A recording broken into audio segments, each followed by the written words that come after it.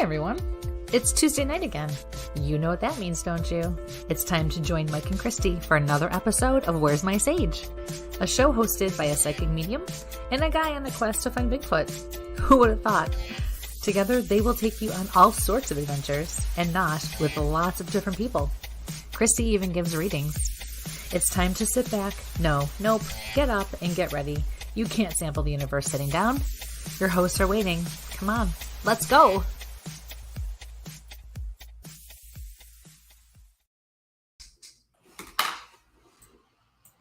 Good evening, ladies and gentlemen, and welcome to Where's My Sage? I'm Mike with my wonderful co-host, Christy London. Christy, how are you doing this evening? Good evening. I'm doing well. How are all of you? How are you, Michael?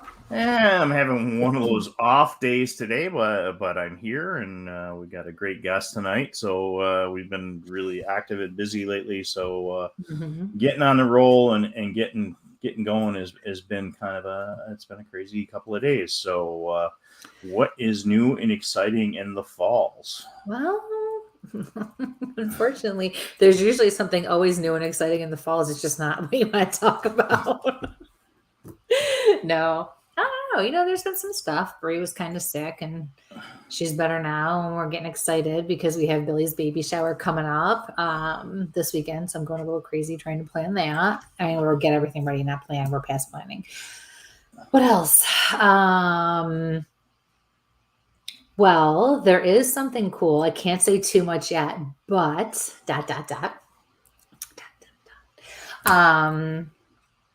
So a few days ago, found out, talking, with my peeps from When Darkness Falls. You guys know that show we've been filming it for almost 2 years, good year and a half.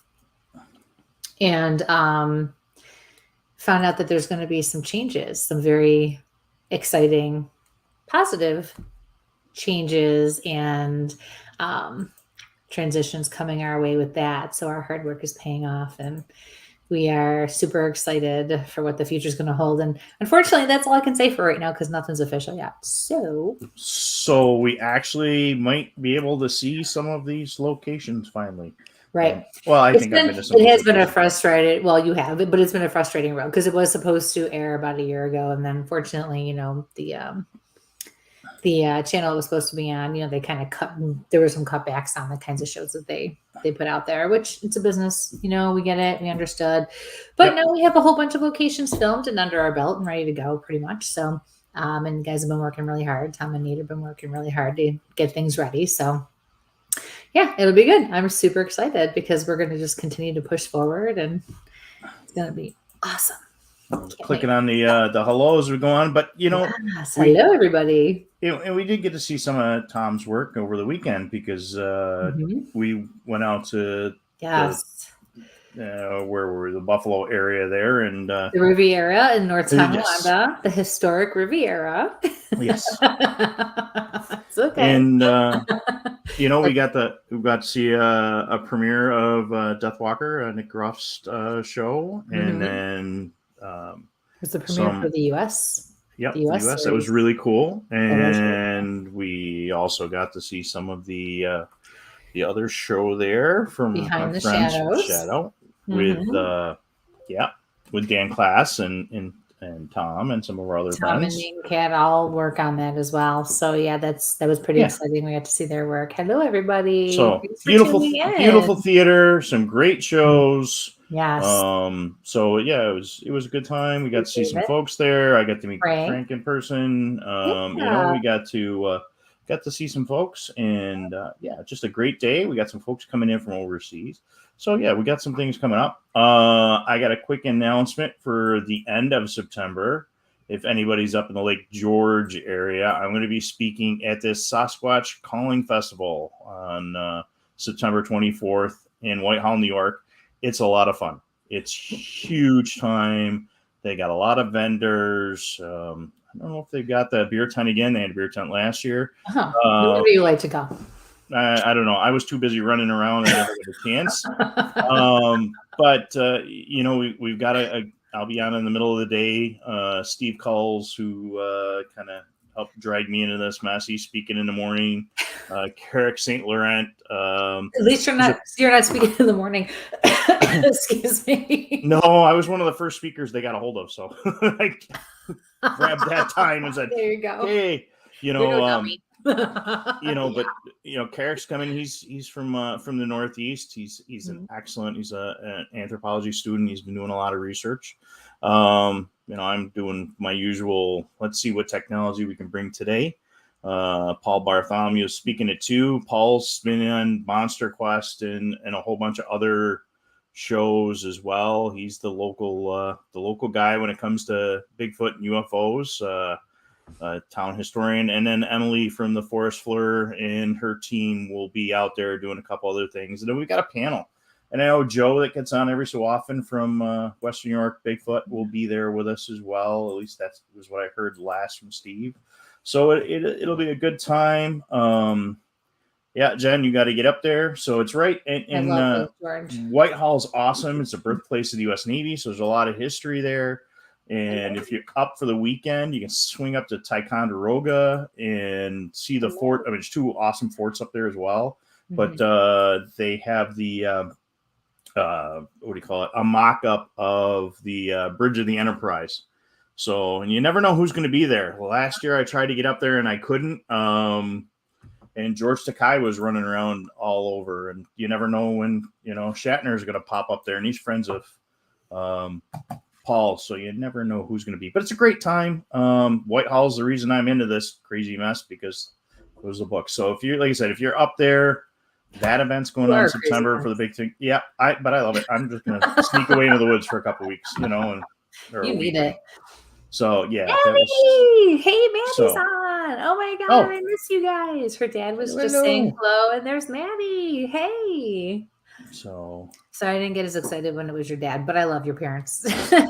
Hey, and love to your mother. She had a bad accident, and her mother's been laid up with some surgeries and reconstructing her ankle, and yeah, it was pretty messy, but she's doing okay from what it looks like. So we're on the mend. So hello.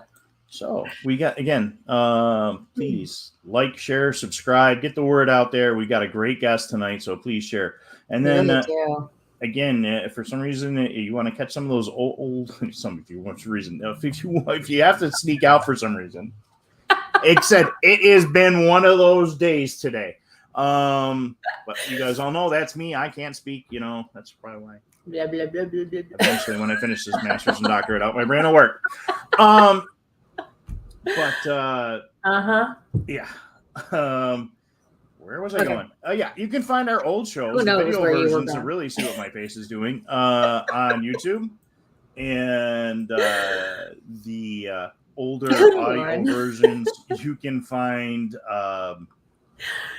on Spreaker, Spotify, iTunes, iHeart. That whole shebang. We just switched over to Anchor, so you can still find them on Spreaker and Spotify, and like I said, Anchor. So we're all out there. We're just keep rocking it around. But please like, share, and subscribe to our YouTube channel and our Insta. We're getting really close to those numbers. I still have that giveaway of all that paranormal gear and tactical gear I've got packed away. That custom knife that that I made, and we've got those. So all right. So I've mumbled. We've got folks on. You want to go through your spiel? Please like, share, subscribe. Yep. Please. Yep. That whole thing. I can. You got your bag. You got your. Please like, share, subscribe. I have Christie's. I don't think I need to use the explicit language thing tonight.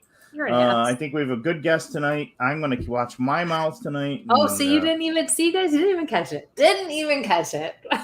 Yep. So that's who we are. We've got some reading shows coming up soon, but we've got a great guest with a great background, and he's got some really cool things coming up.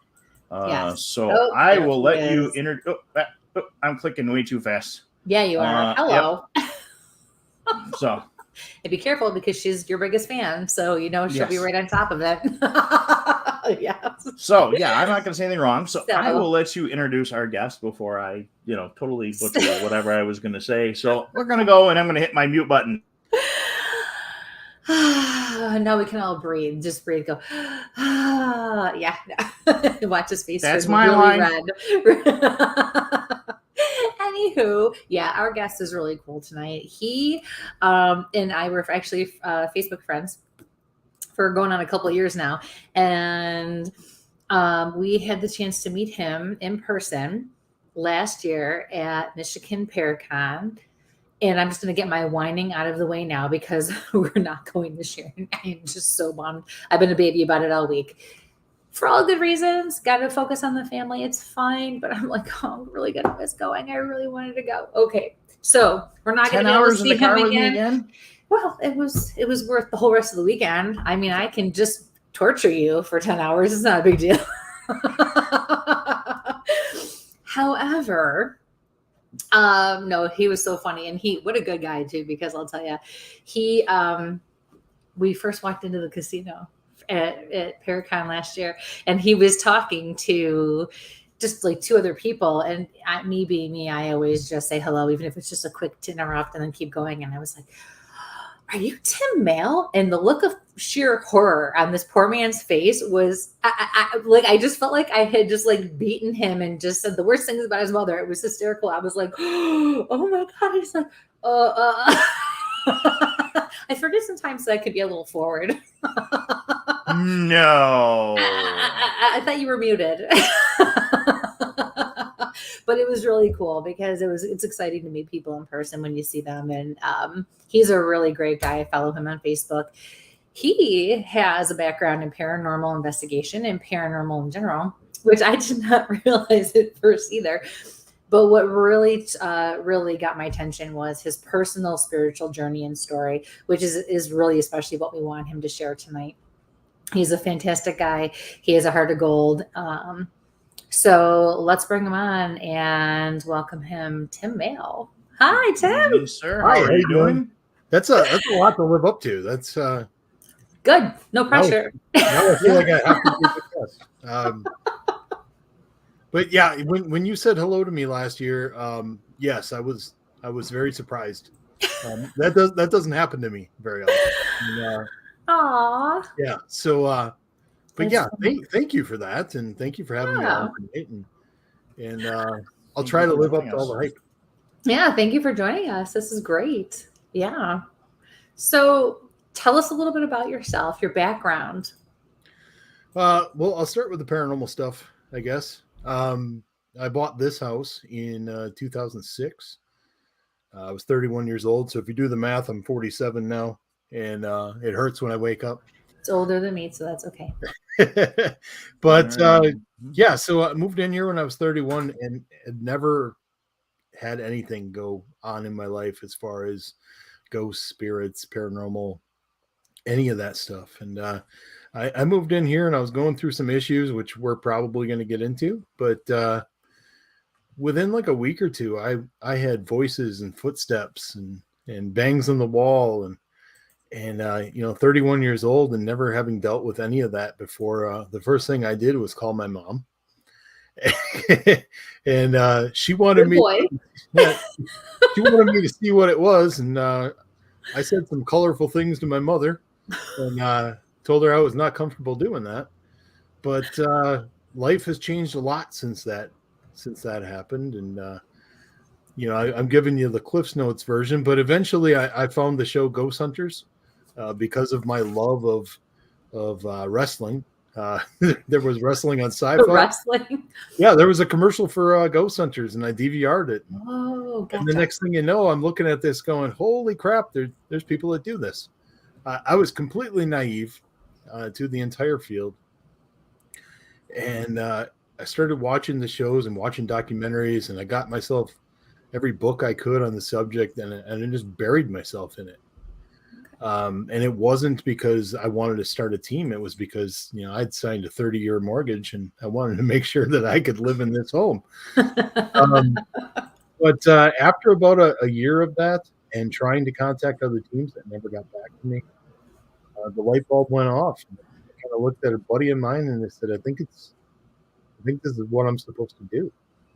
So we started the paranormal team, Fox City's paranormal team, in 2008.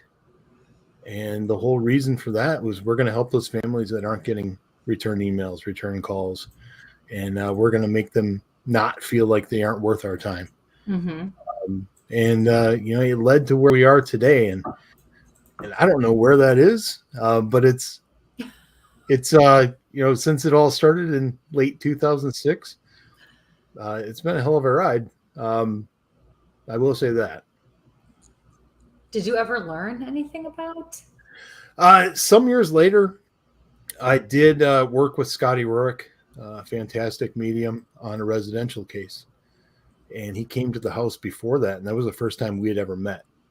And he was sitting in my living room, and he looked at me and he said, "Your dad wants me to tell you something, but I'm not sure that you want me to in front of everybody."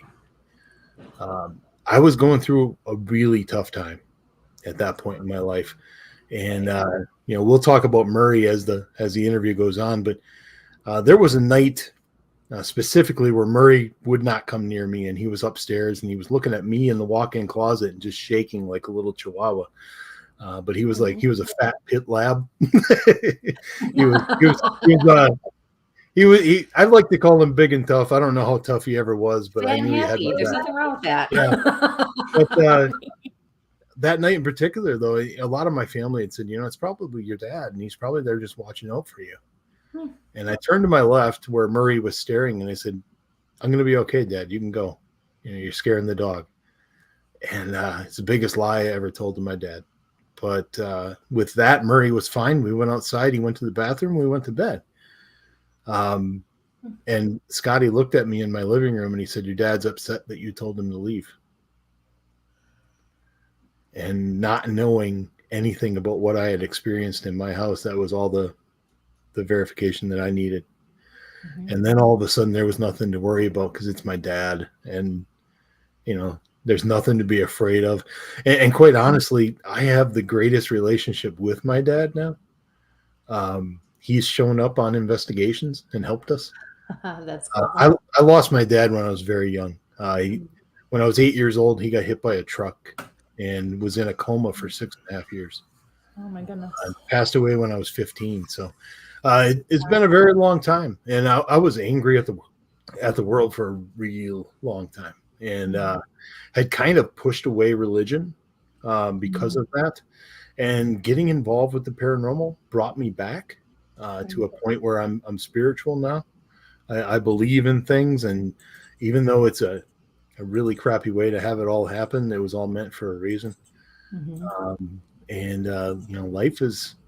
Life is pretty incredible right now, and I owe a lot of that to the paranormal field. That's amazing. Well, I mean, you are doing some pretty wonderful things. Well, I appreciate you saying that, but yeah, I'm the best deflector in the world, and I don't know about that. all of the good things that we are able to do really starts with Murray. It's I love being able to come on shows like this. I get to tell Murray's story. I never say it's mine. It's always Murray's story, and getting a chance to do that again tonight is pretty special. That's amazing. And I am, just for full disclosure, and just because I like you, I'm going to be honest with you. I've never heard this story yet. We didn't go to see you might want to go get some Kleenex. Sorry. So I think your talk was at like 9 a.m. last year. No, they had me on Thursday. I was Thursday at 5. Oh, that's why we missed it, or we had just gotten in. That's what it was. Because I know Mike did want to try to catch as much as we could as soon as we got there. And I was in too much pain with my knee, and I was too tired, and I couldn't. So you were one of like 2, maybe 3 that we did not catch. So I apologize for that. It was just bad timing. We were coming all the way in from where we were. But so I am very eager, but just getting to know you in general, I am super excited. And that's why I just know with everything you do, how important your story is and your journey. Thank you. Because we all have a personal journey, and you're right. We don't realize what we go through, how it really shapes and molds us if we let it in the positive, no matter how negative it can be. So I think that's really important for people to hear. I mean, when I started telling this story, and I'll jump into it if you don't mind, but when I started telling the story, I didn't realize how many people this would resonate with. I didn't realize how many people had their stories and their Murray. And it really opened up a door to just be a voice for the people that are afraid to talk about it. Maybe I was naive, but I didn't see that coming. And the first event that I did where I really told my story, I had a line of people at a table, and you know what happened last year when you surprised me. You come back from speaking and you have a line of people at your table, and you're not used to that. It's a little overwhelming. Unless you're Tim Shaw and you're never at your table, so then Did he jump in the audience and I didn't see him again? I haven't seen him yet, no, but I have to get it in there because sorry, go ahead.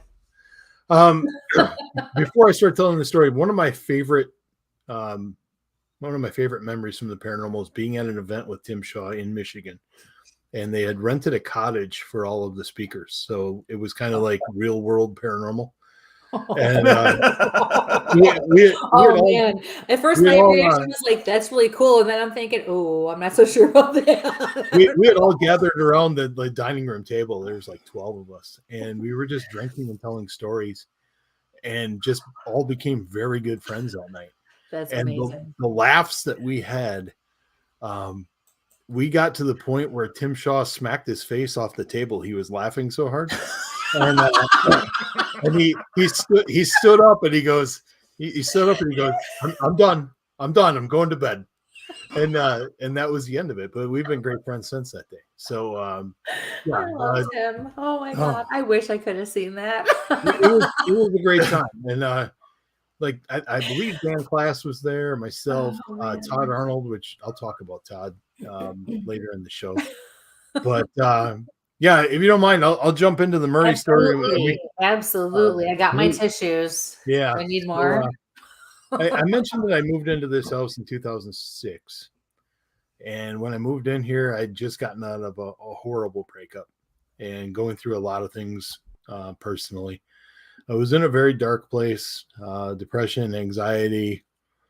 And we didn't really call it anything at that time. It was just, I feel awful about myself and the world. And most days I wake up and I don't want to be here. That's how I felt. But I knew that I wanted to get a dog. It was my first opportunity to get a dog. And I looked online and I found a pit lab mix that had been rescued from a home. And the previous owners had beaten him. They'd actually tried to tear his tail off.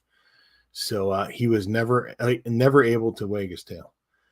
They had done some nerve damage, and I had to beg them to let me come in and see him, because it was a man that did this, and they swore up and down that he didn't like men. And the famous line I used on them was, "I am no normal man." So they let me come and meet him. And I'm gonna bite my tongue really hard on that one. Yeah, thank you. And they walked down this hall of kennels, and they let Murray out of the kennel, and he went the wrong way. And if anybody ever met Murray, that was him, because he never did anything right the first time. But they turned him around, and this little puppy that wasn't supposed to want anything to do with me came running and jumped into my arms. And that was the start. That was the beginning of the most beautiful story. Got Murray home, and instantly he was seeing and hearing the things that I was hearing. I'll never forget, I got him in the house for the first time, and I heard footsteps going up the stairs. And Murray followed them up and stood on the landing and watched them walk into the bedroom. And it sounds silly, but for the first time in months, I didn't feel crazy anymore. There was another living being that was experiencing this. And we bonded very quickly. It was early 2007. I don't remember the exact date, which is probably a good defense mechanism, because I think it would just drive me crazy. But I gotten to the point where I didn't want to be here anymore. And I felt like nobody else wanted me here either. I sat in my bathroom with the biggest knife I had in the house, and I went through each family member and friend one by one. And I came up with a reason why I shouldn't be here. And as I was about to do the unspeakable, I felt something on my left arm. And I looked down, and there was Murray, and he was looking up at me with his beautiful brown eyes. And I dropped to the floor, and I hugged him for about an hour. It snapped me out of it. When you're in that position and in that mindset, there's no rational thought. There's none. Your mind has taken over at that point, and your body is trying to do everything it can to destroy you. And if he hadn't walked in, I'm certain I wouldn't be here today. From that moment on, he and I were not owner and dog. We were father and son. And I lived every day to thank him. As a matter of fact, every day I would reach down and I would whisper in his ear, thank you. And we were as close could be. I started to get more opportunities in the paranormal in 2013. In 2012, I had filmed for Paranormal Witness, and there was a little bit of buzz about that. And I started to get offers to come in 2013 and speak at some conferences.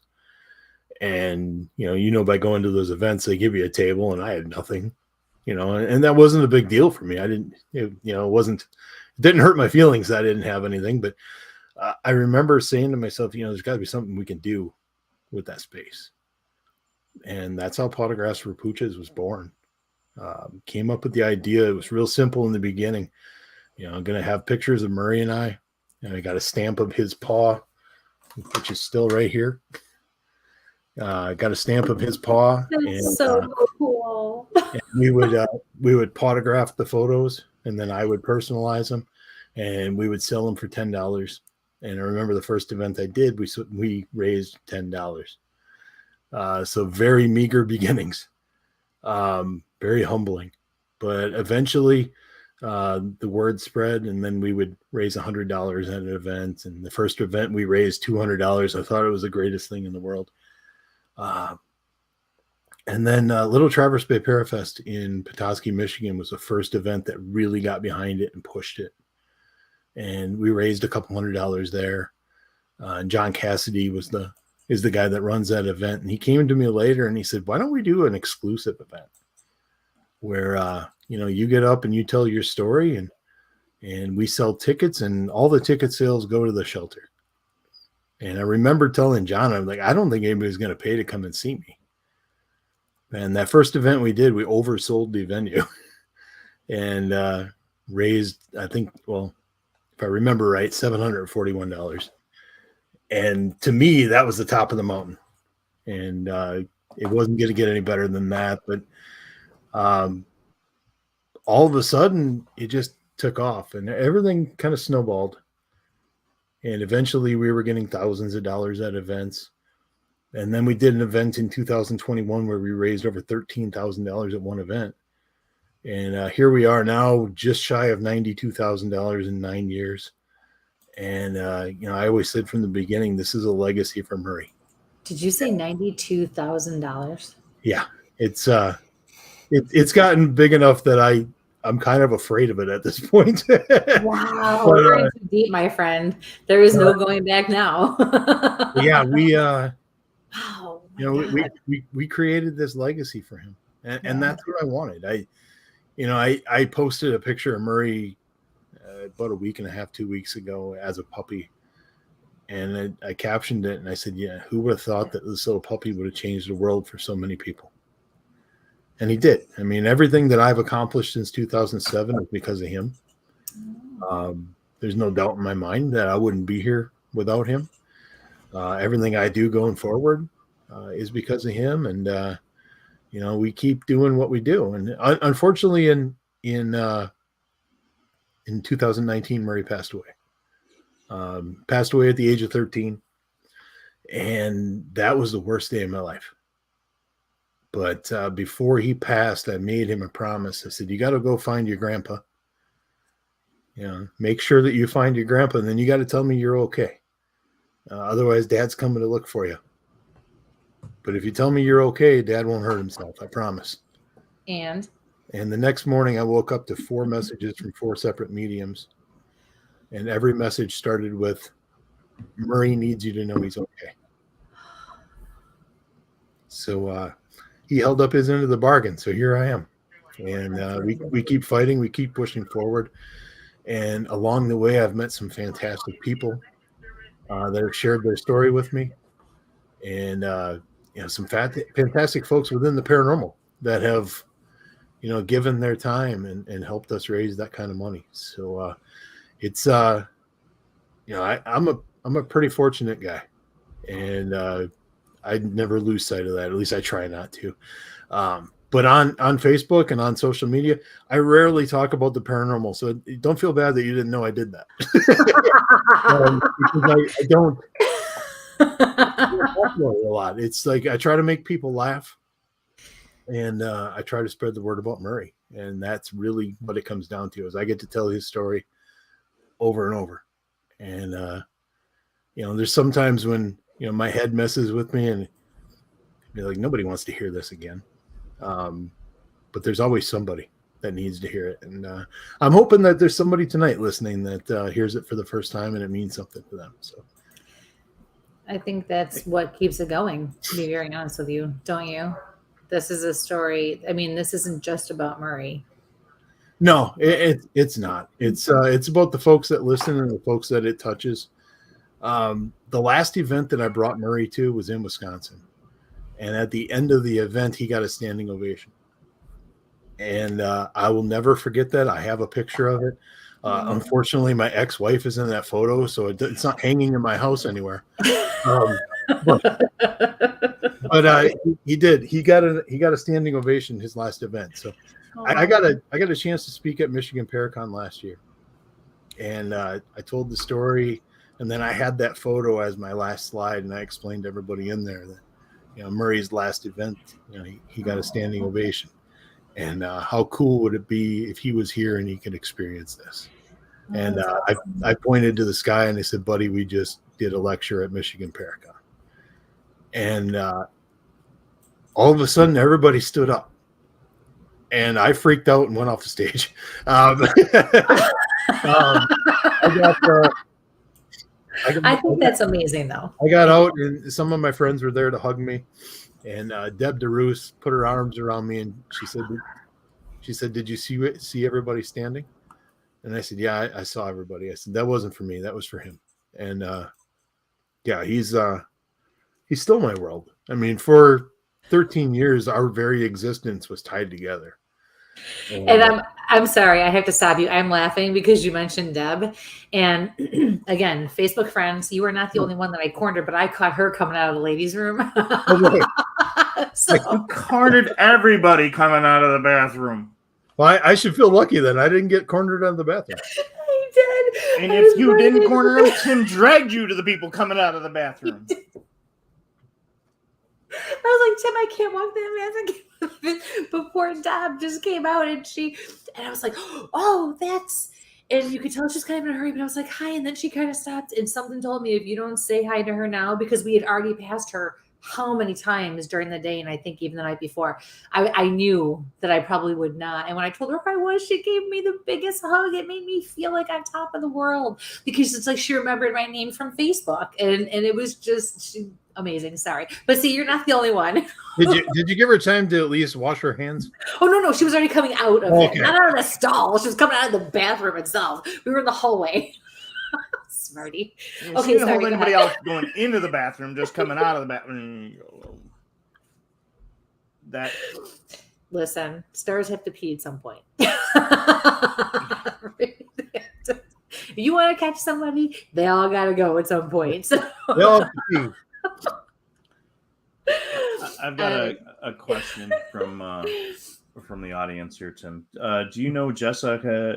Is it Nepik that hangs out with John Tenney? You and Murray are like Jess and Bean. Do you know them? I know John Tenney very well. Yeah. I have not met Jessica. I mean, I've been in the same area as her, but I'm not the. Well, I mean, this is going to shock you, but I'm not the kind of person that just walks up to somebody. Very. What are you trying to say, Tim? What are you saying? I don't have the balls that Christy does. No, I don't have balls. That's the whole reason I can do that. Jeez, where's my freaking banner? Oh, no, I don't need it yet, but I can see it coming. He's so clean. I know, but I don't go up like, and sometimes that makes me like seem standoffish, but I'm really not. I'm really shy until I know who you are. Sure. And then once I know who you are, then I'll talk your ear off and you'll wish that I shut up. But when I first meet somebody, though, I'm not usually the one that makes the first move and is like, hey, how you doing? That's just not how I do things. But, clearly. Yeah. Oh my goodness. All right. So before I rudely interrupted, you were saying but I am going to make it a point this weekend at Michigan Paracon, where I'll be and you will not be, that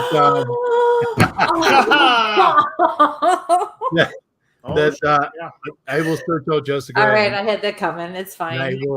I'll get you next year. I'll try. Actually, I'll get you in March. No problem. Yeah, we'll be together in March. In the tundra. It's usually not that bad by that time, especially by Detroit. So I think we'll be okay. Because I'm probably driving. So I am too. It's like an 8-hour drive for me too. But is it really? Yeah, I live in Wisconsin, and we've got that pesky Lake Michigan there, which makes it a long drive anywhere. Like if I want to go anywhere to the east, the drive is a lot longer than it should be. Gotcha. Yeah. Then we have the Ontario, the Erie. So in the chats, folks, and I'm going to put it back in there a second time, is your website for the Potographs for Pooches. And I'm also going to pull up your flyer here quick so everybody can kind of take a look at that. So if I've got my tech working. So this is your Parafest and March 4th. Yes. And now that I've blocked everybody's faces out, let me change the pattern here. No, I like my face being blocked. We'll block her instead. Actually, we'll do it this way. There, no, that's not working either. Let's go back to this one here. So you got a whole bunch of you got some names, big names running around. And yeah, like I said, when I was talking about Potographs and how it's grown, I mean, there's folks within the field that I've looked up. No, I can't see him. See, that's what happens. I'll put my ugly face over here. There, that's better. Perfect. I like that better. Go for it. Sorry, Tim. Go ahead. Folks that I've looked up to for a long time, in the field. When I called John Zaffis and asked him to be a part of Potographs, and he said yes, that one floored me. But you never know until you ask, and John was excited about it. So, dude, I'm impressed that you can say, yeah, I just kind of like called Johnny Zaffis, and hey, call me, hey, just call him up, and no big deal. He did run from you. Usually he'll screen my calls. I mean, I don't call him all the time, but I'll call him and leave a message, and he'll call me back, fairly quickly. But this time I called and he answered. And it was like holy S word, you answered. And I'm trying to keep it clean for the you kids. Can say it. You can say that he has a ticker. Yeah, I have a ticker for this. Yes. But yeah, it was it was a big deal to get John there. And I do have to say some nice words about Dustin because it's in his contract. But no, Dustin Perry, honestly, is one of my best friends in the world. He is one of the nicest guys, I'll tell you. It all started at an event in Michigan where Tim Woolworth just took me up to Dustin and said, hey, you guys need to have a conversation because you have more in common than you believe. Wow. And that's pretty awesome. Dustin and I started talking, and I mean, honestly, Todd Arnold, he's on that poster. He's my best friend in the world, my best human friend. Aww. And I would say a close number 2 is Dustin. He's he really is everything that you think he is. And honestly, when Murray passed away, Dustin was one of the first people that called me, and he just got me on the phone. And he's like, "Talk to me, what's going on?" I can totally see that. I don't know him personally, but meeting him at Parafest last year and meeting him when he came to Buffalo, he did a talk in Buffalo at Paranormal Oddities, Joe Pieri's shop. And anyone who's in my area, Buffalo, Niagara, even Rochester, if you guys are from the area, you got to go there. He's in Depew, New York. It's awesome. But Dustin came and did a talk. Dustin is just a very down-to-earth, very easygoing, kind person. And just amazing, because even when I went up to him and said, hey, I don't know if you remember, but I met you when Tim Shaw dragged me to your table. I was the one kind of by one limb. Did you catch him in the bathroom too, or? Yeah. No, I was the table for that. No, one. I don't need to do that with him. But pardon me, but yeah, no, it was nice, and even he was just like, oh yeah, it was just easy flowing conversation, trying to work something out to have him on the show at some point. Hello. And yeah, like, just here's my number, text me, and we'll figure it out, and whatever. So it's just, yeah, he's just I can totally see, I'm just babbling at this point because I just think he's a really great guy. And here's the other guy. He has a good balance. Hey, John Kennedy. Another guy. Yes, he is a great guy. I met John last year at Michigan Paracon too. Yeah. And I don't know if I've ever met a happier man. He was just like, the energy around him was incredible. And I remember I think I took a picture with him and one other tall person, and he made the comment that he felt short, but he's not a small man. He's not. No. For those that haven't met me or haven't bum rushed me just out of the bathroom, I am about 6'4", so I'm a decent sized human being. Yes, he is, and I'm a whole 5'3". But yeah, so I mean, John couldn't have been nicer, and looking forward to seeing him. Looking forward to everybody. He made us great. Yeah. There you go. So who the hell were you standing next to if he felt short? Wasn't me. Like Dustin, nope. Dustin is deceptively tall because he's about my height too. Yeah. Yes. So he is. Maybe it was Dustin, but yeah. So I mean, we had a great weekend. Got to meet him, and I will say this, Melissa, I'm looking forward to meeting you too. I love meeting new people at this, and make sure you come by and say hi. Just don't rush him. Yeah, rumor has it I'm on the first floor this year, across from the auditorium. Oh, so good room. Easy to find. Mm-hmm. Duck in there, give me a hug, maybe get yourself a sweatshirt, and I got to pimp the merchandise. I have to. No, go for it. We're raising money for Chippewa County Animal Shelter, right in Sault Ste. Marie. So it's one of the things that we do. It's always important that we find a shelter in the area, because it's easier for people to get behind a local cause than it is for me to say, donate this money, and then I'm going to take it home and I'm going to give it to the shelter down the road from me. Right. So it just works better when people feel like it's local and they get to be a part of it and know where the money's going. Yeah, absolutely. It's like Eric Altman does that a lot when he does his event, his big Sasquatch camping event in Pennsylvania. I always went to the local shelters down there, and God bless you guys doing that. I mean, rescues. I mean, I raised and showed dogs for a couple of years, but then we always had a rescue that was there. And actually, I've got a rescue shepherd in the other room, and it's very important, even with the purebreds, but making sure those rescues are getting there, especially with the craziness that's out there, and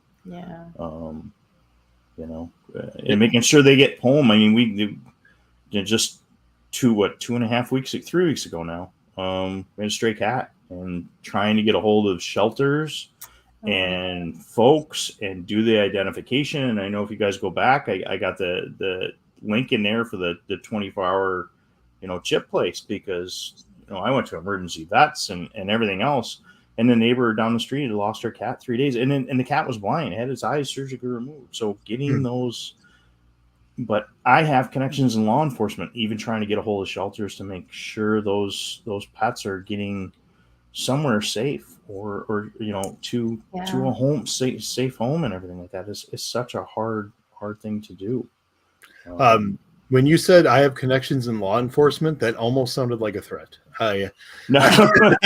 Oh, and I freeze. Is that good? Scared the guests, Mike. You better behave yourself, buddy, or I got connections. And hey, that's when you're supposed to stand up and say, "You're Tim Maile. Bring it on." It's actually pronounced Miley. Oh. Who? What? It's Miley, like Miley Cyrus. That's how it's pronounced. But everybody gets it wrong. I don't even correct most of the time.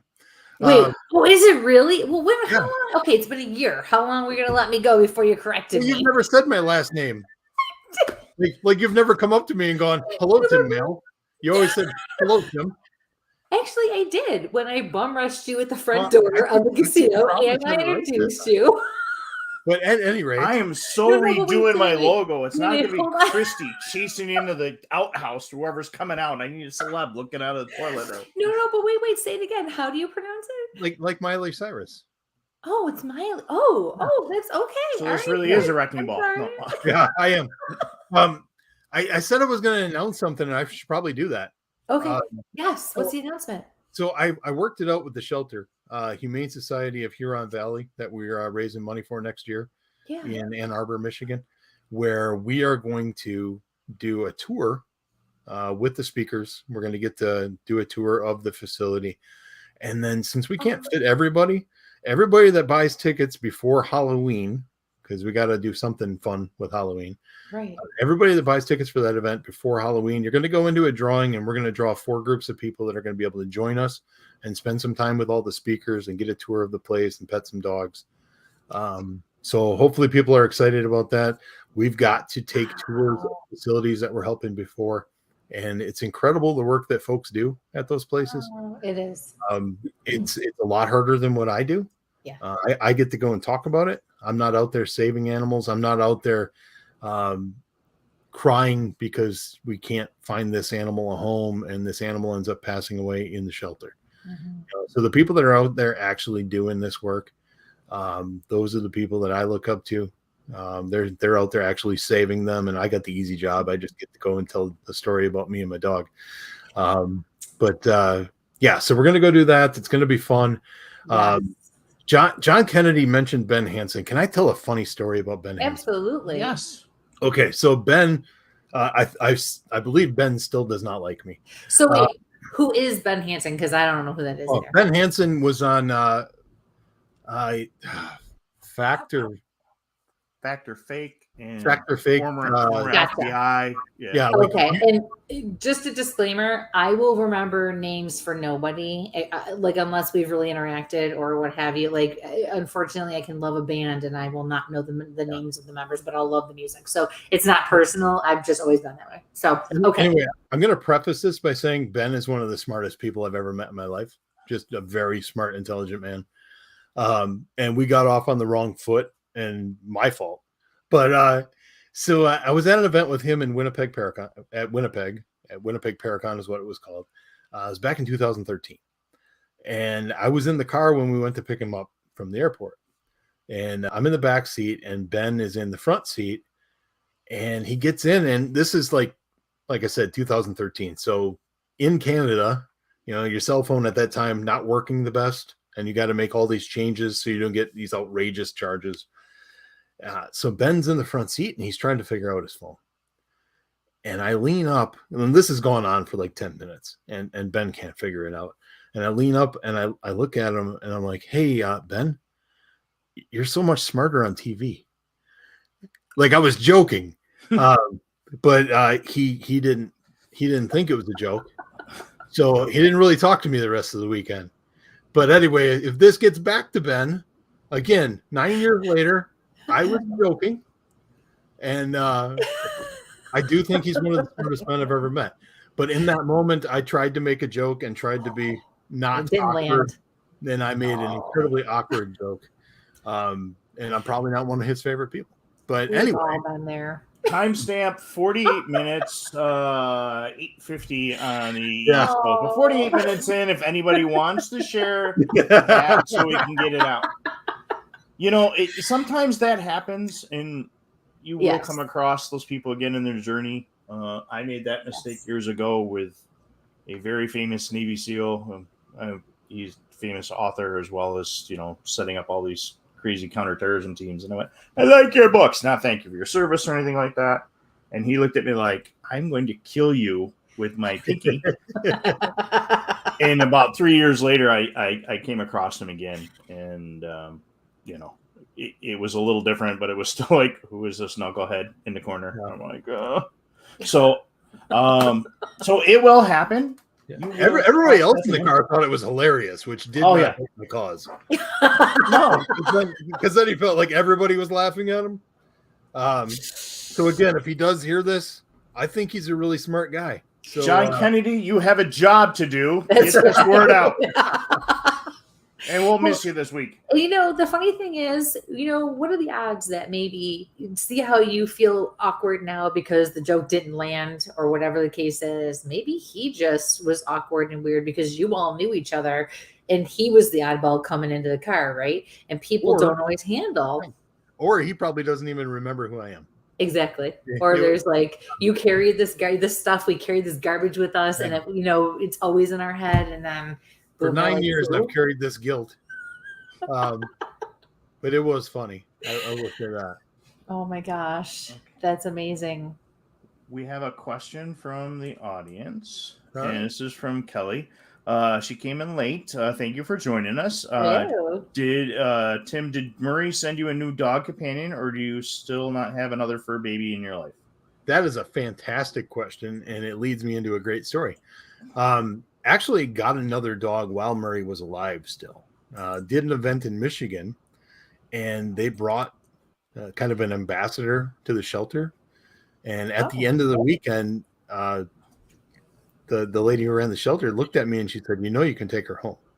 Because the whole weekend, I ended up naming her Molly. And the whole weekend, Molly just would not leave my side. And just the most gentle dog. And she was a Shar-Pei pit mix. And she's just this wonderful dog. And I put her in the car, and 7 hours later, she got to meet Murray. And I was terrified. I'm like, what if they don't get along? Right. And they ended up being best friends. And she loved him so much. And, they ended up being together for, a little over a year. Molly passed away in 2021. It'll be a year here in September. But I had her for 3 years. When Murray passed away, the shelter I work with in Wisconsin contacted me, and they said, hey, we have some pit lab puppies coming up from Alabama. Here's the pictures, pick one. And this leads into a story. Years ago, when Murray was still alive, I don't readily admit this, but sometimes I hear and see and feel things, and I'll never call myself a medium, but sometimes I get this stuff. I had a vision, and for the longest time I told everybody it was a dream, but it was a vision. I was completely awake, and in this vision I was holding this little puppy, and we were looking at pictures of Murray on the laptop, and I was telling this little puppy all about Murray, and it dawned on me in the vision that Murray wasn't there anymore, and that this little puppy's name was Ray, because it was the last three letters of Murray's name. And it was a boy. And so my plan was to get a boy and name him Ray. That was the plan. And then I got a message from April Rohn. And it said, hey, Murray wants me to tell you something. He thinks it's fantastic that you're going to get a puppy. And he loves the idea of naming it Ray. He just doesn't want it to be a boy because he can be your only boy. That's why my Ray is a girl, and it's R-A-E, but that's how Ray got her name. If you look at photos of her at 3 years old compared to photos of Murray at 3 years old, they're identical. And I always joke, I think Murray's up there, he's laughing at me right now because she is an impossible puppy. I love her to death, but where Murray was so smart, Ray is not. And she's a sweetheart, and she's my best buddy. And in January, I actually added to the family. I got Daisy. She's also a pit lab, and she was one of my best friend's dogs. And his kids developed these horrible allergies to animals, and they were going to give her up. And I said, I can't let you do that. So instead, Daisy moved in with me. So we got Ray and Daisy. I got two girls. I do have a male cat. And well, that's okay though, because it's a cat, right? Well, and Bo was here when Murray was here, so he's my last connection to Murray. Okay. And but yeah, I mean, it's me, 2 dogs, and a cat, and that's the way it's been for quite a while. And that's okay with me. So I have a question for you. Sure. You said that you asked Murray for a sign, if he could let you know, find Grandpa, and give you a sign. What was the sign? Are you willing to share that? Are you open to sharing? It was just the messages that next morning, saying, okay. Hey, somebody has to tell my dad that I'm okay. Gotcha. I actually got a reading from Carrie Kennedy, who's an animal communicator. She's been on the show with the Ghost Brothers, the new show. I can't think of it. Again, horrible with the names, horrible with the titles. I've known Carrie for probably 3 years. Okay. And I would consider her a pretty good friend. And she got a hold of me after Murray passed, and she's like, I want to give you a free reading from Murray. And she was telling me all these things, and the one that stuck out the most. What word is stuck? You're on a show with me. Yeah. Welcome to my world. So the one that stuck out the most was she called it on what our last meal was together. We used to have. I used to get this sliced Somali. What is salami? I was like, oh, what's that? He's gonna do a function test. Oh, geez. Anyway, so we had a sandwich, a salami sandwich, and I used to ask him if he wanted a sausage sandwich. Oh. And I would call chickens. Just had funny words for things, but I called it sausage sandwich. And she told me, she goes, Murray wants me to tell you that he really enjoyed the sausage sandwich. Oh, it was one of his favorite things. And that is so cool. And the reason I ask is not to demean or undermine, obviously, the messages you got the next day. I get the feeling like maybe there was something else that happened that you either dismissed or were not sure of. I've seen him since then. I had some. As I get older, health issues are just my middle name. But I had some health issues in 2020 related to diabetes, and ended up getting a toe amputated. And when I was in the hospital, they had me in the MRI, and that thing is just loud, and intimidating. And I remember looking down on the floor to my right, and I saw Murray clear as day, and he was running around frantically. And I remember thinking to myself, this lady's going to think I'm crazy. And I looked down and, like, out loud, I said, Murray, it's okay. They're taking care of me. You can go sit down. It'll be okay. And he did. He went and sat by the nurse. And it was just stuff like that. I mean, he always lets me know. And when Molly passed, I got a message from April that next morning. And all it said was, Murray's got his girl. You don't have to worry about her. And I couldn't be sad anymore, because I mean, that was, to me, that's a wonderful reunion. And people get weird every time I say this, but I'm going to say it again.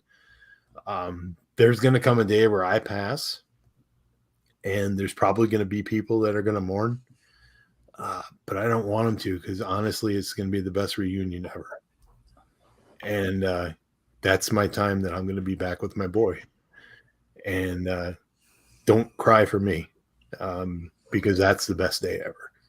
And I'm looking forward to that day, not to the point where, of course, anybody has to worry about it. But it's like, when that day comes, though, that's the celebration. But I feel the need to tell you, you have to not shortchange yourself either, because when the day comes, to have people who will miss you and mourn you, regardless of how they feel and how they know that you'll be okay, that is a big deal, because it means you made an impact on their life. It means that you meant something to them. And we all need that, and that's a beautiful thing. So don't shortchange yourself on that.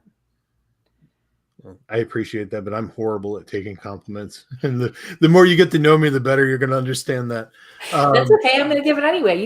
I have no. It's all good. But brother, we established that early on. You're here with us. he made sure you were here with us. Yeah. And you're making sure a lot more of those puppies and those kittens are here with us. And we bless all of you for that. Thank you. I appreciate it. And what about the people that you have reached? Yeah. The people and how many people you saved by? Yeah. I do want to tell a story, and I think this girl's mom is listening. Okay. So I hope I don't embarrass her. But I did an event in February, and it was a new audience for me. And I did my presentation, and a lot of times, full disclosure, I don't really look at the audience. I do not like public speaking. And for some reason, when I get up and talk about this stuff or the paranormal, I can get through it. You give me a different topic, I'm just going to go, and just sit and stare at everybody.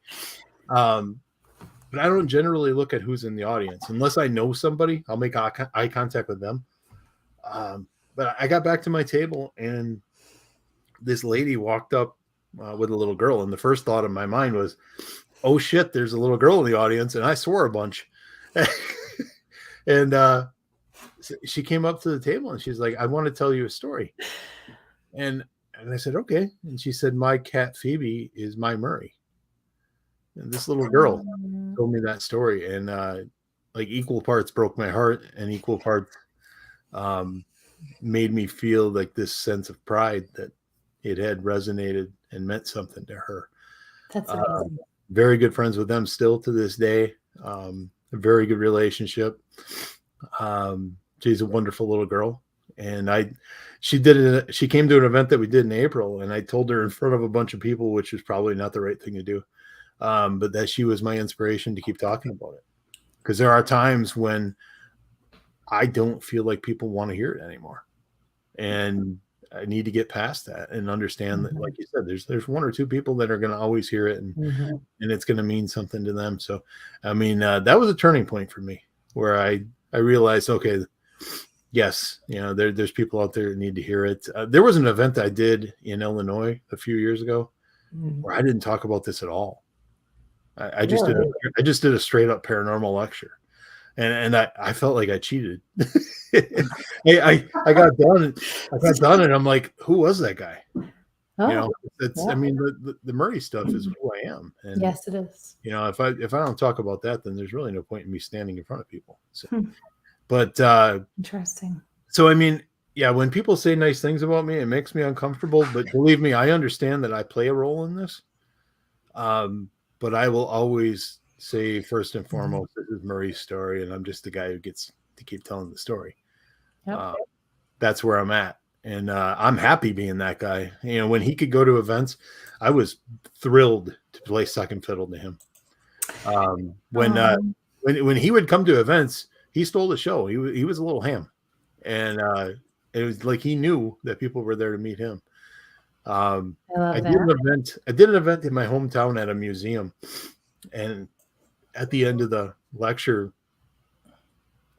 Murray came up to the front of the room, and I lifted him up, and everybody went, oh, and then all of a sudden the eyes turned to, and then they went, oh, and Murray had pooped all over the floor. Well, he wasn't always perfect. But you gotta go. Maybe he got ambushed in the bathroom. He was mine. And I mean, the truth of the matter is that he could never control his bowels because of what people had done to him. Oh, poor baby. So it wasn't something that he could help. When he got excited, he pooped, and that's how you knew he was happy, which is but it was him though, and I loved every bit of it, and even that part. So, I love that. Yeah, just it took a long time before I could look back at things and smile. But now, I mean, I teared up and I cried a little bit when I was telling his story because I mean that's how much he means. But I can tell stories and smile and laugh and yeah, it all is a little bit easier. It'll be 3 years in October. Wish I could have met him. He was I wish everybody could have met him. It's kind of sad because Potographs kind of blew up after he passed. I mean, we I think in the last 3 years, I've raised about 60,000 of that 91. That blows my mind. It's so cool to hear that. I love it. So we have a question. I want to make sure we get to the question, right? Yes, I was going to click on that. No, that's okay. I just figured. From Mr. Class. That's my guy. Yeah, dude, you did an awesome job last weekend, and it was a great event. I love Dan so much. Just weird location for after. People watching. Never mind. If you want to people watch, it's a whole nother story. So Dan, his question: is there a possibility that there will be a new animal character / cosplay suit introduced at an upcoming event? Oh God, I hope not. Is he trying out for something, or no? I should. I don't know if Robin wants me to say this, but next year in March there might be an appearance from Scooby-Doo. The way Robin brought it up to me, he said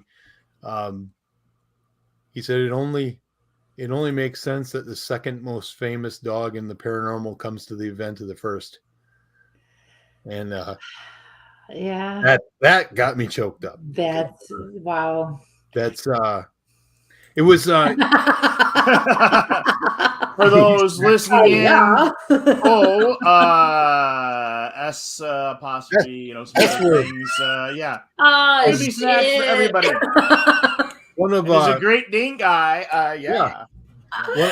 One of my biggest supporters in the field and of Potographs is Tim Rian, and he runs Old Mill Parafest in Dundee, Michigan. If you're in the area, you got to go to that event. It's wonderful. But that was the first event that I went to after Murray passed, and it was about a month after. And I just went there as a paying guest because I just needed to be around people that I loved. Right. And that was not too long after Rosemary Ellen Guiley had passed away.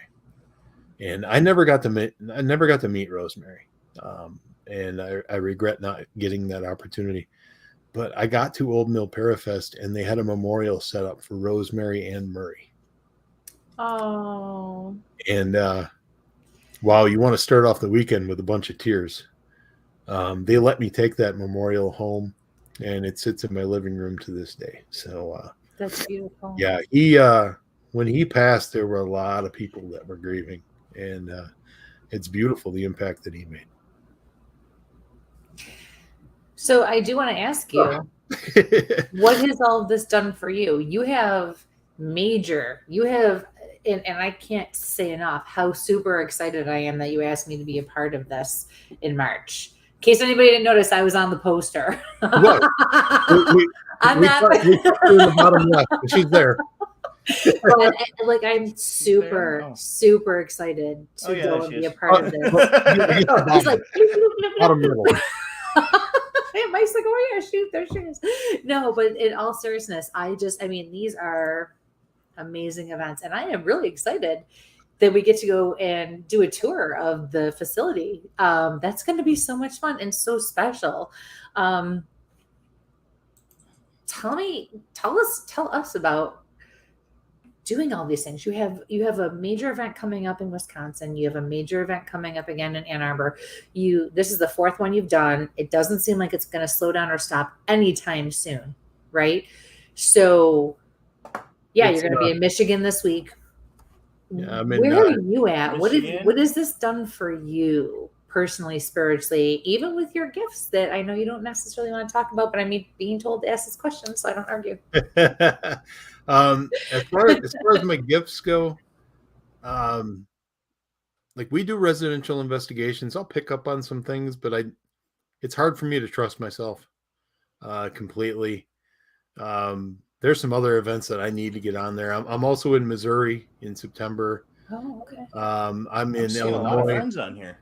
Yeah, I'm in Illinois in September at Silicon, and the 10th, and then the 24th, I'm in Jefferson, Missouri for Fall into the Supernatural. So a lot of opportunities. As far as what this has done for me, as an investigator, I try to all of it. I try to keep that separate. Okay. But as a person, let's try to get through this without. Murray made me a better person. He did. He made me care about him more than myself. He made me care about other people more than myself. And I'll be the first to raise my hand. I'm not perfect. There's so much improvement that I could.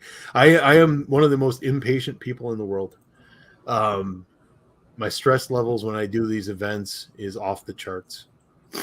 And but I would never trade that in for the world. I mean, it's a lot of stress because you're always worried what event is it going to be where people just stop caring, and then you're stuck with this lineup and nobody there. But no, Murray made me a better person, and I mean there's no more simple way to say that. I tell people all the time, the paranormal made me a better person because it made me care about other people more than me too. But Murray cemented it. He really did. And to see how much people still love him. And I hear it all the time. They're like, "Oh, but it's you." And no, it's him. And nobody's going to buy a picture of me, but they'll buy a picture of Murray. And that's fine. It still is about him. It's about his legacy. And, I don't remember which event it was. I think it was the one where we raised $13,000. I remember just saying to everybody, like, this legacy's set. We're good. People aren't going to forget him. Mm-hmm. They're not going to forget what he did. And I'm a small part of that. I'm probably the biggest small part of it, but I'm still a small part of it. Good to you say that. And I'm honored to be able to be the one that tells the story. So, I mean, that's where I'm at. I try to remember where I came from and a time when people didn't care what I had to say. And it could always go back to that. And I hope there's never a time when it becomes old hat when people recognize me. Right. As odd as that. I want. So you enjoy being ambushed by new people. Gotcha. When people grab me as I'm going into the bathroom, I want it to be a surprise. Yeah,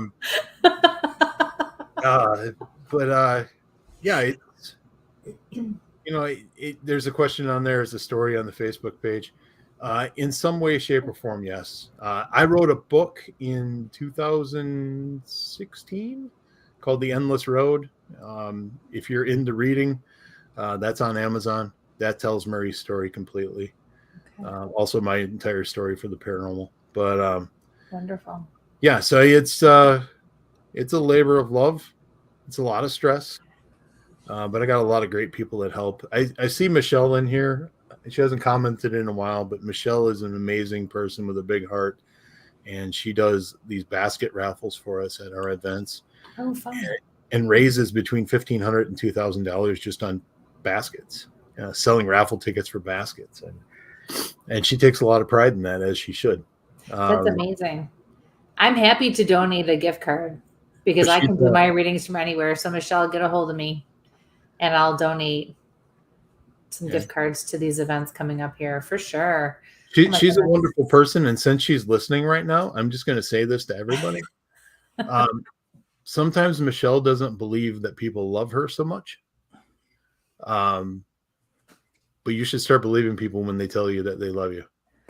And the folks that don't, you don't need those people anyway. Mm-hmm. And you know that deep down inside. So stick with your family. You know what I've learned? Because, I think we all on some level battle this issue, right? Within ourselves, the self-confidence, the acceptance of who we are and what we're supposed to do. And I feel like I have to always remind myself too that because I'm brave enough, or I've become brave enough, or learned how to be brave enough to do what I do, even though I know I might mess up, it still hopefully gives other people who aren't there yet to do or say or get to the place that they need to do what I'm doing someday.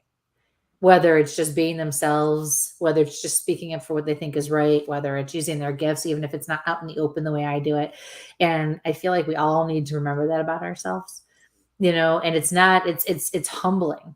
It's not an egotistical kind of a thing. It's finally self-acceptance people can bastardize that whole idea of things and make us feel like as soon as we become solid in ourselves, that's egotistical or vain or selfish. And it is so far from it. And I think that's because a lot of the way society has become, it's just too much. We come down too much on the people who really are who are okay to do good and put themselves out there. Does that make sense? Do you know what I mean? Yeah. I don't share much about my struggle anymore. Mm-hmm. But there'll be days where I wake up and I feel completely worthless and my brain is fighting me all day. Mm-hmm. And I share that stuff because, quite honestly, I want people to read that and realize it's okay to not be okay. It's okay to wake up and just things aren't going your way and your brain is mad at you for some reason. You have no idea why. Mm-hmm. Tomorrow can't be better if you're not here. So we just got to fight through it. And I want people to understand that they look at all these fantastic things I get to do. And I am so lucky. I'm just a small town guy from Wisconsin, and I get to go around the country now and talk about this stuff. And life is really good. But there are still days where I wake up and my brain's like, God, everything you do sucks. And I got to fight through that. And, I want people to understand that if you wake up and your brain's telling you that, it doesn't last forever. Yeah. And the bad days are really minimal now. Was able to fight through it. And I thank Murray every day for that. It's weird because like a lot of people will like pray to God. And I'm not saying that isn't something that I do, but for the most part on a day-to-day basis, if I need advice or guidance or a little help on something, I'm always talking to the boy. I go right to the head of the line. So he's still my little angel. And hopefully he goes along for the ride on Thursday when I head up to Sault Ste. Marie and hangs out with his old man for a while. That's awesome.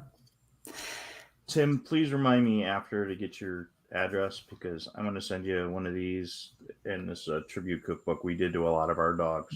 Thank you. And we worked with some nutritionists around the world and stuff. So let me get a couple. I'll get that signed in out to you.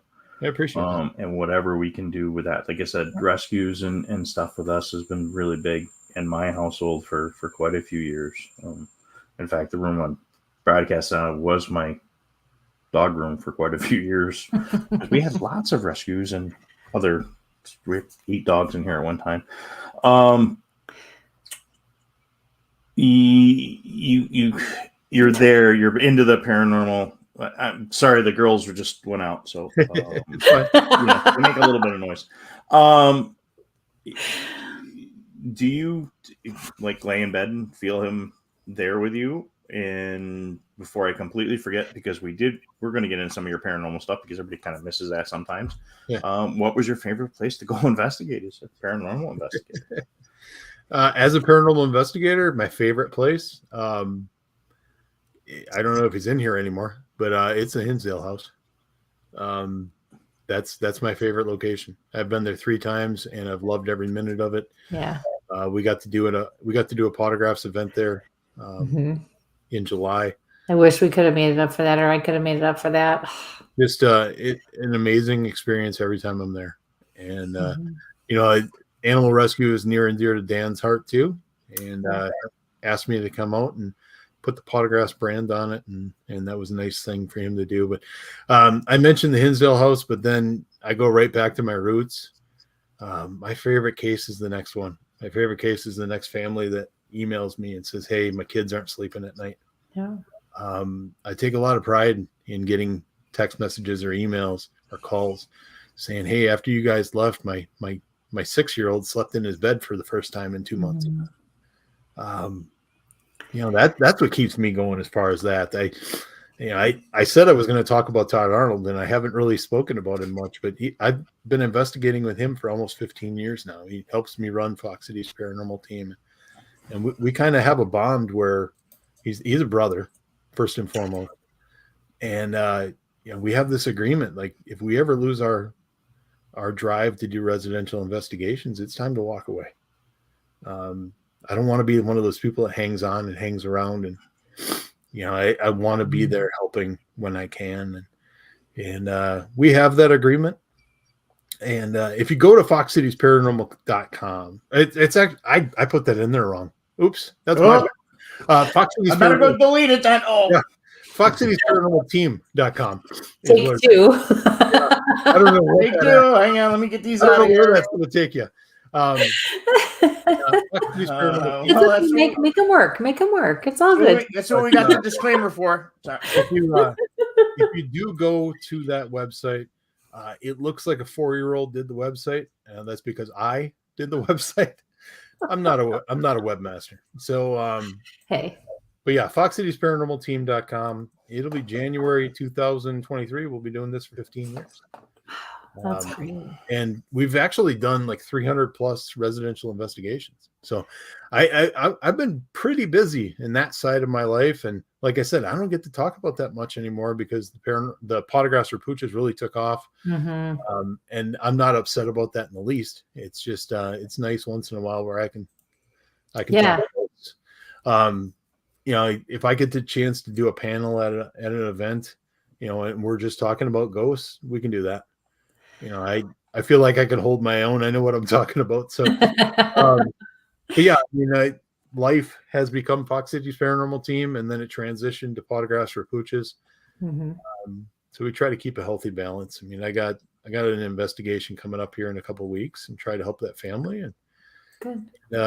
Whenever we're called, we make it happen. Well, that's the meat page, but that'll get you guys there. Yeah, that'll get people to it.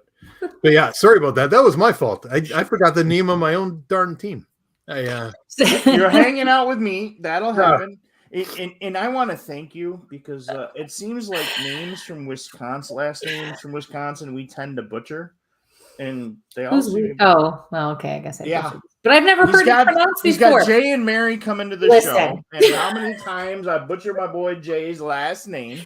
Well, there's never ever come out right.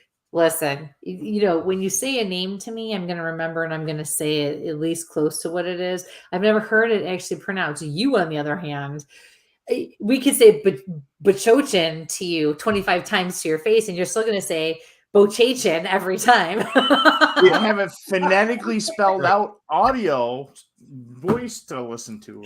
Don't mess up Jay's name. Little plug for the event in Wisconsin. Jay Bachochin is actually speaking at the Ripon event. So excellent. Why don't you talk about that for a minute, Tim? What's that? Talk about the Wisconsin event you have going on. The Wisconsin thing is half hour down the road from my house, so it's a home game for me. Bringing in Dustin Perry, Chris Williams from Ghost Hunters, Shane Pittman from Holzer Files, and a cast of people from the area. I don't want to get into naming them all because I'm going to forget them. I will pull up that page because you have it on your Pause for Pooches there. And so if you go to photographsforpooches.com, you can get tickets for that event. And then afterwards we bowl because it's at a bowling alley. We did this last year, and the bowling was the most over thing that we did. Like everybody had a great time. It was the best. How bad? It was so amazing. You see Jenny Melton. Yep. Let me put it on the other screen there. That way, there we go. And Mary Marshall's there. Jay Bachochin, Justin Libbigs. Yeah, just a bunch of really great people getting together for a good cause. The bowling thing though was the first time we tried doing that. We had a bowling tournament after the event, and it was amazing. We had like 6 or 8 lanes of people full, and 9 to 7. Wow. And it was amazing because everybody was cheering everybody else on. It was like one big happy family. If somebody threw a gutter ball, we all ran over and laughed at them. If somebody bowled a strike, then we were over there giving high fives. It was the biggest sense of family that I've ever felt in an event. And we had a great time. So people wanted it this year again. So we're bringing it back. That's after hours. You got to pay for your bowling, but otherwise, there's no charge to actually bowl with us. Right. My bowling team this year is me, Todd, Chris Williams, Shane Pittman, and Dustin Perry. So all right. We're going to win again. We did win last year. Oh. I'm a pretty good bowler because I grew up in Wisconsin and there's not much else to do. So, All yeah, right. it's from 9 a.m. to 7 p.m. We've got, I believe, 9 speakers. And then you go to that Michigan event next year and we've got 16, 17. I mean, we've got a full speaker room, and then we've got gallery readings all day. And Christy London is doing a gallery reading, so go to the website, get a ticket for that. And just exciting times. Podographs continues to grow, and I'm excited to see where it goes. When we started, we had no expectations. To be where we are now is pretty amazing, and you kind of got to pinch yourself, but never lose sight of where we came from and what we're doing it for. And every Podographs event is unique because everybody has the same goal. You go to a Paracon. I'm going to go to Michigan Paracon Thursday, and I'm going to have the time of my life. We're going to have a great time. Rub it in. But if you go to a Podographs event, everybody there has one goal, and it's how much money can we raise. Yeah. And it's amazing to see people come together like that and do what they can for the dogs. So, I should also say that the guys that run Michigan Paracon, Brad Blair and Tim Ellis, are also speaking at our event in Ann Arbor. Awesome. Okay. In case you didn't catch that on the poster. It's kind of self-serving because, you want to become best friends with those guys. So they'll bring you into their event. And shameless plug. Gotcha. I got to meet Brad and Tim a few years back and just hit it off with them immediately. Very cool. They've been big supporters of what we do with Podographs. And like I said, did give me an opportunity to speak last year at Michigan Paracon. Very thankful for that. So vendor table this year, get to enjoy everything and hang out with everybody. But I'm going to drop that right over on the top there. I brought it in. That way there we go. That poster. Well, when we met them in passing, in general, actually, I think we only met really by name one of them in passing. We didn't know who was putting on the event, but I'll tell you, it's the best event I've ever been to. Not like I've been to a whole lot myself yet, but it was amazing. Like so much so that it obviously is killing me that I'm not going this year. But it was just really awesome. The feel, like you said, with everybody and just being able to, during the day with everything going on and then at night and, it's just awesome. Everyone's there. They're doing their thing and everyone's supportive of everybody else. And it was a great weekend. So kudos to them.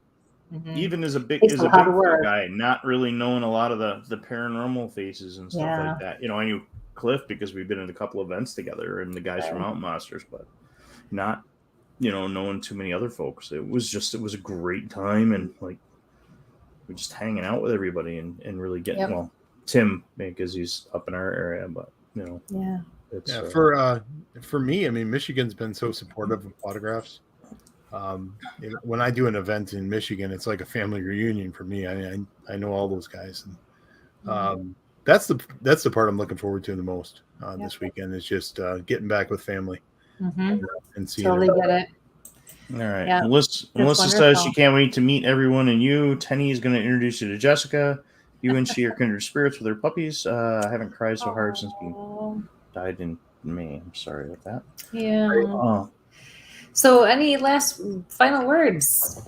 Thank you for letting me come on here and babble. It's what we do, and we enjoy having you. Great.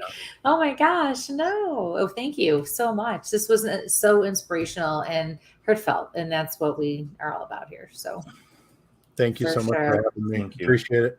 Yes. Yes. And thank you everybody for sharing this tonight. Yes. Please. Yeah. Get the word out on this one. Tim, you really hit some things with a lot of stuff that's happened with us and some of our friends lately. Your story is very important, and I want folks to know about it and what you guys are doing, what you and Murray's doing with you and walking with you in spirit is amazing. And like I said, when it comes to our pets and they're our family, and just how it is. I'm mumbling, guys, tonight. It's just been it was a rough day at work today. So, Okay, so I have a question, quick question, because of course I pick up on stuff when I least expect it. So, who did you used to like do this to their nose? Murray did that to me. Thank you. Because earlier, and I don't know when, it was about halfway through the show when I kind of looked down and I was doing this. It's because I felt like this, like I was doing it this way. You'd have to go the back other way though. He would do this. Okay, well, I was getting it like this, so so Murray was here with me. Is what I'm saying then, because that was, and I didn't want to interrupt what was going on, and then I just figured I would tell you before we were done. So yeah, so he was here partway through the show with me then, because that's that's awesome. Well, Tim, thank you so much. It was a pleasure. I am super excited about March.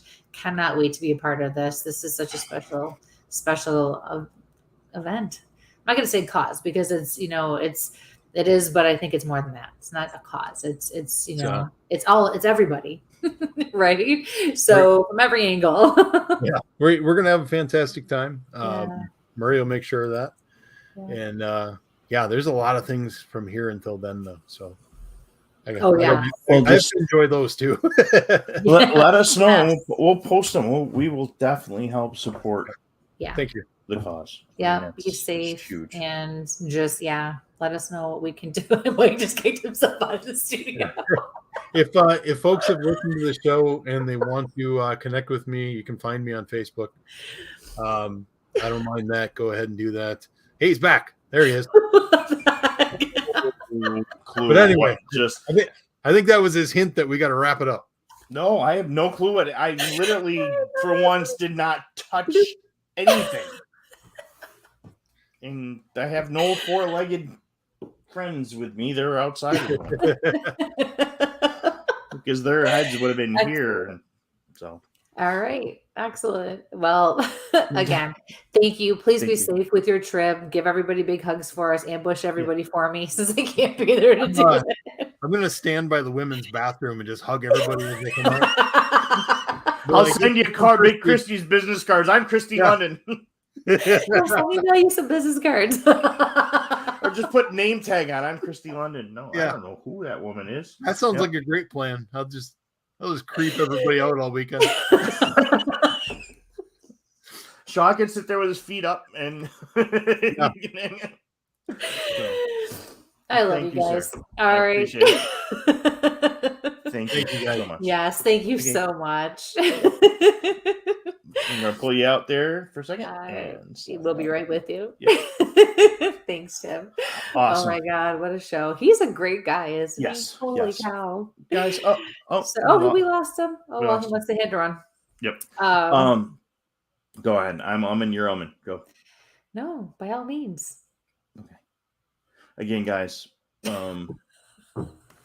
please, there's some folks out there that need to hear Tim's story. So please share this one out there. And if they don't want to go to YouTube again, share it from one of the podcast things because his message is very important. And with some stuff that's happened offline with us with some friends, it's a very important thing. If you guys need help and need somebody, there's a lot of hotlines out there. Please call. And again, those pets that are out there, these folks that are doing these crazy breeding kennels and puppy mills and stuff like that, it's there. Those dogs need to be rescued and stuff. But keeping some of these designer breeds going, unfortunately, is in some of the fighting things. So supporting those shelters, and we have some friends that work in Humane Society and work at different places that do those rescues. It's hard work for them. Support them because they're feeling all that energy. Not that I go down that spiritual road too much, but please support them. So yes, well, that's what it's all about, right? Yeah. So I've got an event coming up in a couple of weeks, guys. Like I said, if you're up in the Whitehall, New York area, please stop by the Sasquatch Calling Festival. It's free. You can get out there. It's family friendly. It's rain or shine. We got some great speakers. Again, Potographs Parafest is going to be in Ann Arbor in March. and I'm blocking Christy again. And then Tim's got his other event in September in Wisconsin. So again, please, we got a lot of stuff coming. We've got some other events. Yeah. I've got some really cool tech stuff I'm working on. I will be in Salamanca on September 10th doing a gallery reading at Wildwood Sanitarium, because if I don't cut you off, you're just going to keep going. So I'm just going to interrupt you because I can't. So Salamanca, New York, September 10th at Wildwood Sanitarium, suicide prevention fundraiser. I will be there doing a gallery. Please come out and support it. It's a beautiful cause. Such an important cause. So join us there for that as well. An amazing place. Anything else? No. I think we're good. Again, guys, like, share, subscribe. Please go over to our YouTube channel. Hit that like button, hit that subscribe button. Same thing with our Insta. Yeah. It will definitely help me do some stuff with YouTube. If everybody can kind of go spread the word, go over to our YouTube channel. Where's My Sage?